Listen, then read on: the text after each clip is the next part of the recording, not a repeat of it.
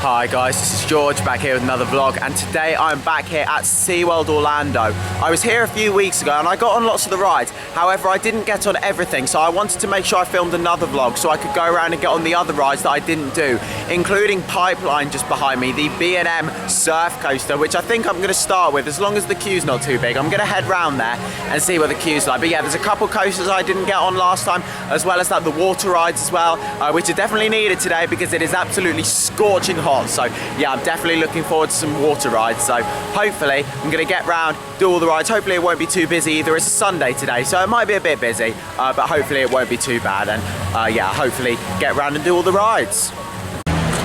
So we've got a 25-minute advertised queue for Pipeline the surf coaster, which isn't bad to be honest. So yeah, I'm going to join that, and of course I can take you on the rides here as well with the chest-mounted GoPro.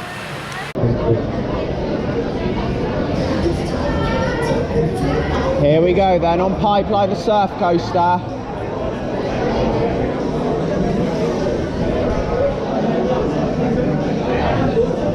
I'll tell you what, these restraints are more uncomfortable than I remember, but this is a punchy launch.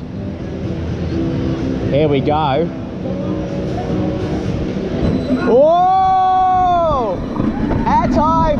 Hey!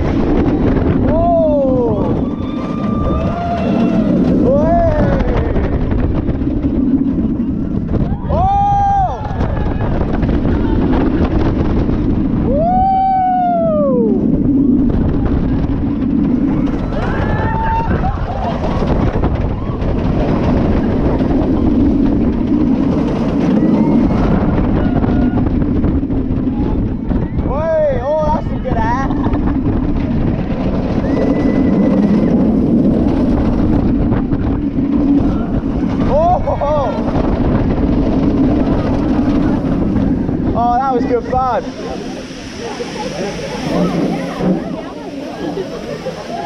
Here we go. It's good that it's only on one train now because I can get off. These restraints are really tight.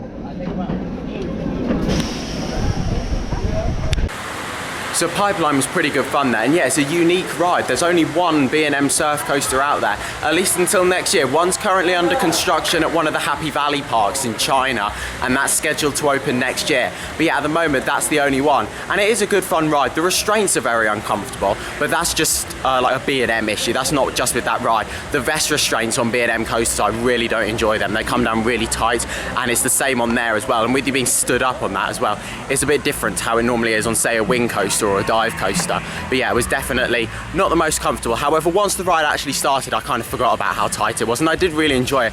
What's really good with that ride as well is that, I mean, seats is the wrong word because obviously you're standing up, but the surfboard that you're standing on, with all the airtime hills, it can actually lift up and drop down. So when you go over the airtime hills, it can lift up to give you a floaty sensation as you go over all of the airtime hills, which is a really good fun part of the ride. It's really unique, and you don't see that on like the old stand-up coasters. It's definitely a massive improvement on the old stand-up coasters. I do really enjoy it. It's nice and smooth as well. The inversion was really good fun. I wish it was a bit longer, however, it is a really good fun. It's definitely a sleeper hit here at this park. So I've now arrived at Icebreaker, the Premier Rides multi-launch coaster. And yeah, this is a really good fun ride from what I remember. And it's only advertised a 15-minute queue, which is rare for this ride, to be honest. But yeah, it's a really fun ride. It's got a spike on there, a multi-pass launch, lots of airtime moments. So I'm gonna go and give this a ride now. Hey, let's go. I'm glad I joined the queue for this one. I did. The queue is absolutely massive now. At least an hour. Here we go, we're going onto the slide track. I'm gonna switch over onto the multi-pass launch.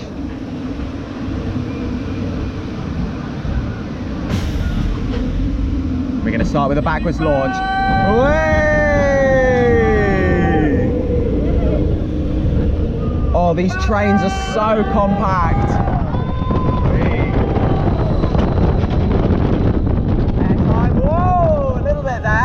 Roll back. Oh, nice. Way. Woo.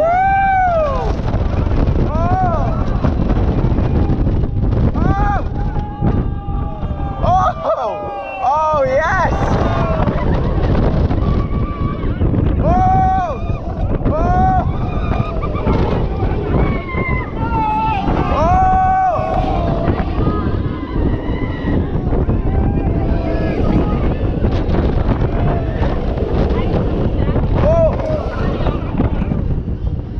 it might not be the longest, but it's good fun.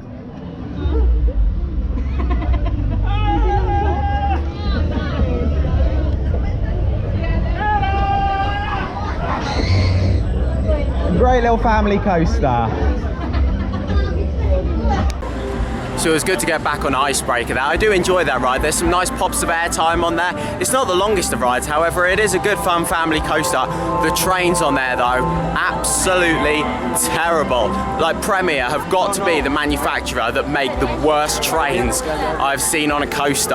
And to be fair, like with that being a family coaster and not as intense forces, it's not as bad, but like when you ride Tigris at Busch Gardens, same rides, like same manufacturer, same trains, that's very uncomfortable. And also they haven't even got the comfort collars. When you've got the comfort collars on the trains, they're even worse, like West Coast Racers at Six Flags Magic Mountain. The restraints on that one and the trains, absolutely terrible. But if you're tall, you're gonna struggle to get in and out of those trains.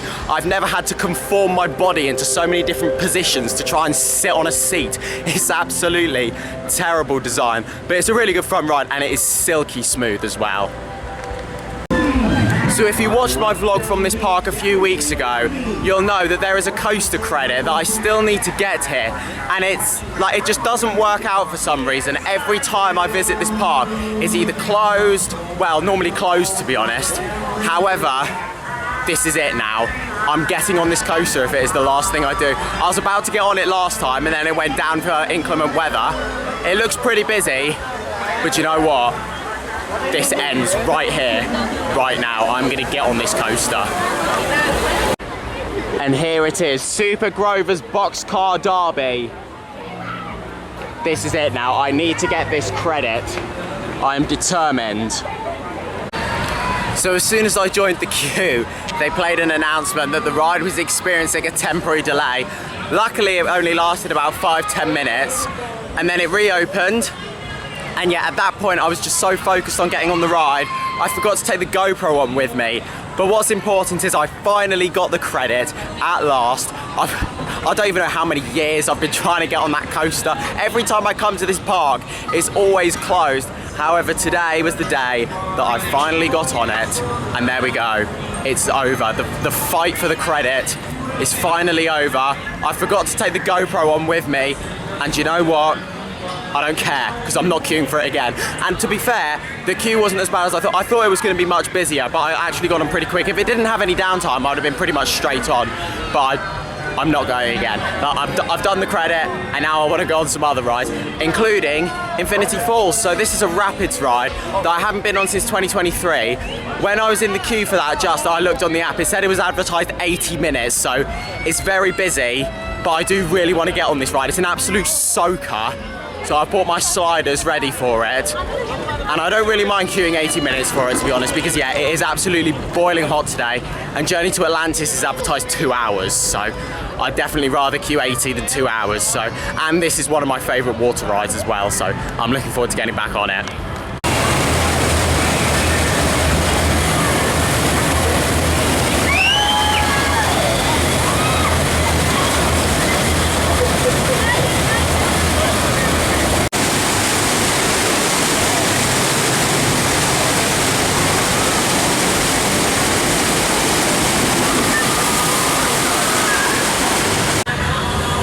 So it's been a few hours since that last clip and things haven't really gone to plan. So of course I went in the queue for Infinity Falls, and I have got to say they are some of the worst operations I have ever seen. The queue was barely moving. There wasn't even that many people in there, but it still took an hour and a half, and I didn't even get to the front still. There was still probably about another 10-15 minutes worth in front of me. It should have only taken, that queue, if that was at a Disney or Universal park, that queue would have taken 20 minutes. But no, like it's slow SeaWorld operations, so that was already shocking. Then a storm came in, so yeah, as I was like 10 minutes away from getting on, a storm came in, so I ended up leaving the queue. I went to guest services to try and get a ticket to be able to skip the queue later on. Which I was able to get, thankfully. But yeah, it's been about an hour and a half since the ride's all closed. So yeah, things haven't gone to plan. Although the storm does look like it's clearing up. The sky is getting a bit brighter. However, it's not as hot anymore as it was earlier, and to be honest, I don't know if I really want to get absolutely mega soaked anymore.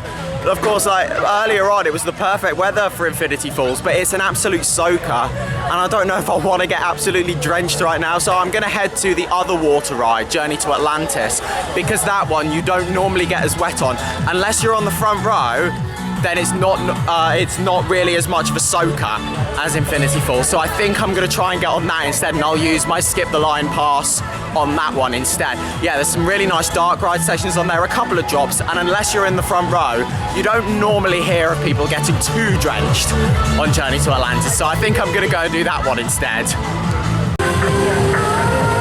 Here we go then. So I've arrived at Journey to Atlantis. This Mac ride's a water coaster. Yeah, there's some great dark ride scenes on this. 2 drops on there, or 2 big drops at least. There's a tiny little drop over there. And when I was saying earlier about how in the front row you get absolutely drenched, it's all because of that tiny little drop just over there. Basically, I was on the front row last time, and yeah, I got absolutely drenched because we went down that tiny drop and a massive wave came over the boat. It was hilarious, but yeah, it was really funny. What you vlogging for? YouTube. YouTube? What do you do? Theme Park George. Oh, shoot! Welcome. Thank you. Okay, bye. Outdoor ride has been no operation. Right then, let's go on Journey to Atlantis.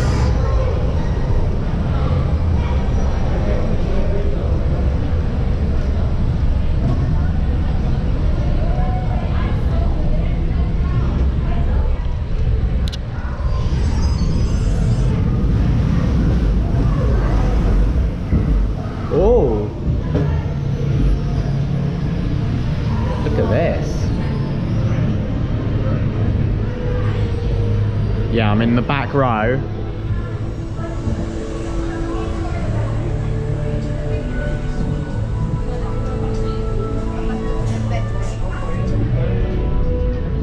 Oh, look at this. This is very well themed. All the coral. Smells nice in here as well.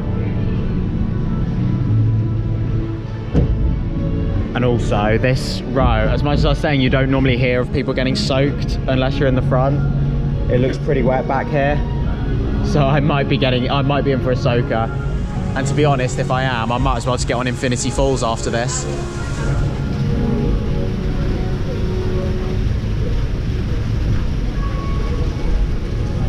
Look at all this theming, this is really good. This is the old Seaworld that we used to know and love, before they put minimal effort into a lot of stuff.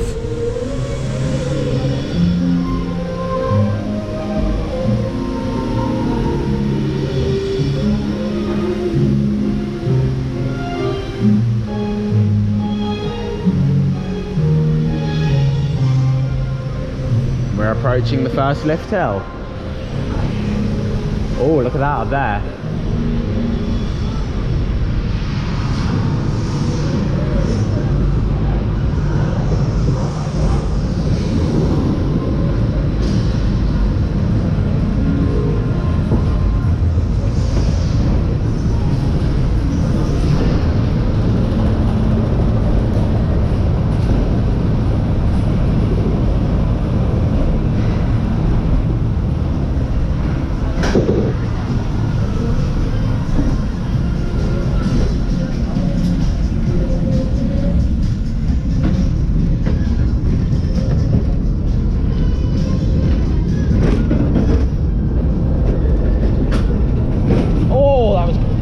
There's a look at Aquatica over there, the water park. Haven't been there for years.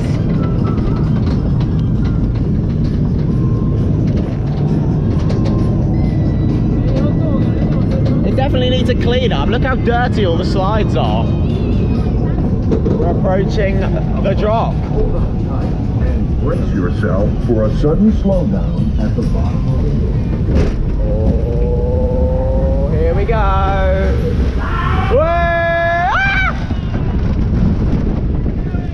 Oh my god! Yeah, I'm pretty wet.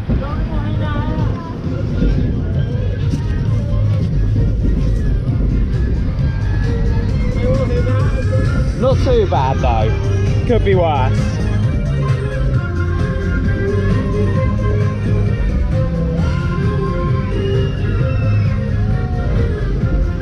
approaching that tiny drop now. Anyone in the front row on this drop will get drenched. Do not underestimate it.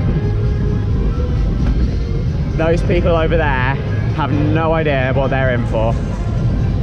Here we go. Literally, a wave just comes over the boat. It's actually hilarious. Oh my God. Oh! There we go. Yeah, look at them.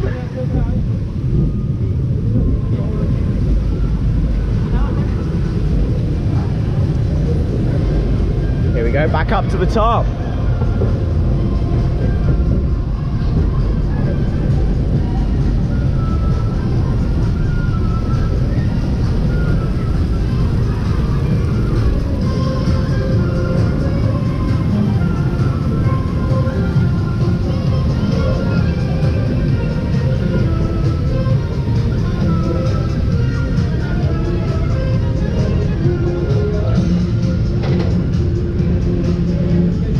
What's gonna happen in here?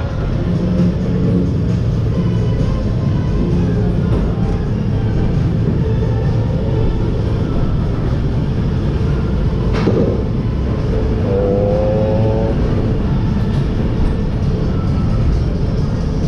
It's coming up.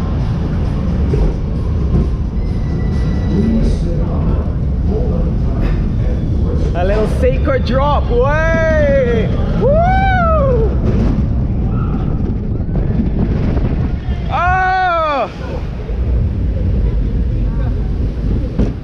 Oh, the water's a bit smelly.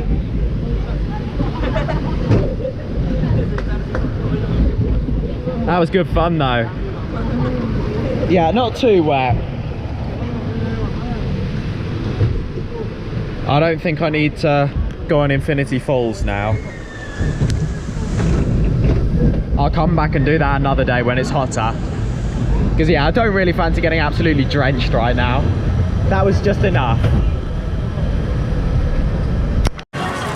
So I enjoyed Journey to Atlantis. It was really good to get back on there, and I didn't get too wet on there as well. It was a nice sprinkle to cool down, but yeah, definitely nowhere near as soaked as I would have got on Infinity Falls. I then went for a ride on Kraken, the B&M Flawless coaster. I did that last time I was here, and I put a POV of that in the last vlog, so if you want to see POVs of the other coasters, then they're in the other vlog. So yeah, this vlog is focusing on the stuff that I didn't do when I was here a few weeks ago. So yeah, of course, Journey to Atlantis and the other rides that I've done. And I'm going to go for a ride on Mako now, the B&M Hyper Coaster. Again, that's another one I did a few weeks ago, but I'm just going to go for a ride on there because that is my favourite ride at the park. But later tonight, there are also fireworks on as well. The park's open till 9 o'clock and there's going to be fireworks on, which is going to be fantastic as part of the summer event. And yeah, last time I was here, there was also fireworks when I was here in 2023 and they were really good. So hopefully they'll be just as good tonight. So Mako was absolutely fantastic. I really enjoyed that ride. I was towards the back row, great floater airtime on there. It was absolutely fantastic. It's lovely and smooth as well. It is a fantastic roller coaster. Still definitely one of my favourite coasters in Orlando. I think it's probably, I'd definitely take Velocicoaster at number 1, then I think Stardust is number 2, and then probably Mako at number 3. It is an absolutely brilliant ride. It was great to get back on there. So it's about half an hour to go until the fireworks. I've just had a ride on Manta, the B&M flying coaster. I was towards the back row and it was absolutely brilliant. I got pulled over all those elements, especially the pretzel loop, which was really intense. But yeah, I'm heading over to the fireworks now, and it was a beautiful sunset ride on it as well. And like walking around with pipeline all lit up as well. It looks amazing, and I'm really looking forward to seeing these fireworks.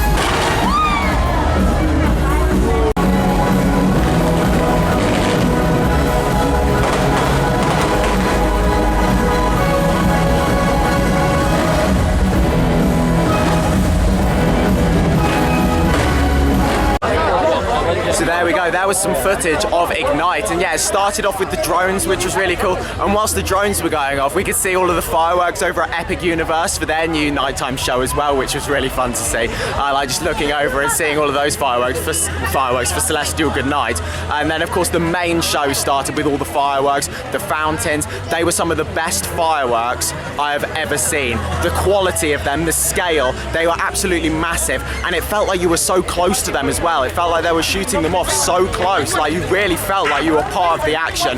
The music in there as well, and the fire as well. I wasn't expecting the fire in there, but it was absolutely incredible. So many fire machines in there, absolutely incredible. Like you just look over the lake and you see all the fire, the fountains, all of the lights, the fireworks were absolutely incredible. The scale of that show was absolutely incredible. Of course, SeaWorld might not have the best operations, and when you think of theme parks in Orlando, SeaWorld is often the one that's kind of like you kind of gets the more negative reputation out of them. But say what you want about SeaWorld, they know how to put on a fireworks display. That was absolutely incredible, a fantastic way to end the day. And you know what, there may have been some issues earlier with the operations, however it has been a really good day at SeaWorld. I've gone quite a lot of the rides, I've done lots of the coasters, including the ones that I didn't get to go on when I was here a few weeks ago, saw the show, and yeah, so I am really happy about that. And of course getting back on Journey to Atlantis was good earlier as well. I haven't been on that for a few years, so it was really nice to get on that. It's a shame what happened with Infinity Falls earlier, however I'll definitely be back at some point to come and ride it, because it is a fantastic rapids ride, but yeah, unfortunately that wasn't able to happen today. But it has been a good day, and that's now the end of this vlog here. Thank you very much for watching. Make sure to follow me on Instagram at George Kelly, and follow me on Twitter at George Kelly. Thank you very much for watching. Stay safe everyone, and I'll see you all later. Bye.